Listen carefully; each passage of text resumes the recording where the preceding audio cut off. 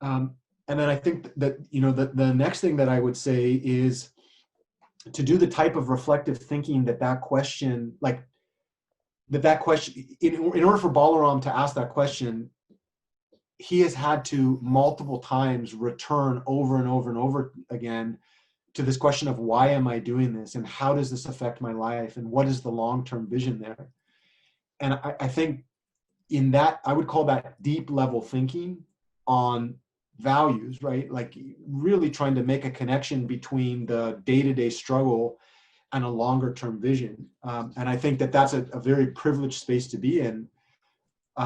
Once we're in that space, I think one of the first things that I would do is I would actually write those statements down. So this relates to the recent blog post that I did on horizons of focus. I tend to believe that one of the best ways to develop that is to have habitual space in which I am returning to those thoughts over and over again, and let that space be both a ritual and then also editable.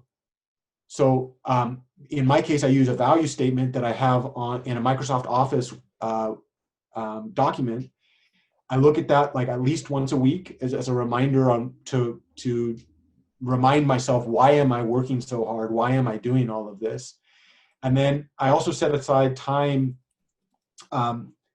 habitually, at least once a quarter, where I do, a 1 or 2 hour edit, given all the new information that I have. And so 4 times a year, in January 1st, I usually do a much larger edit that lasts multiple days, because it's once, that's like New Year's, where I kind of like rewrite and think, and I don't rewrite it from scratch, but this covers a few different principles of learning. Number one has to do with, I forget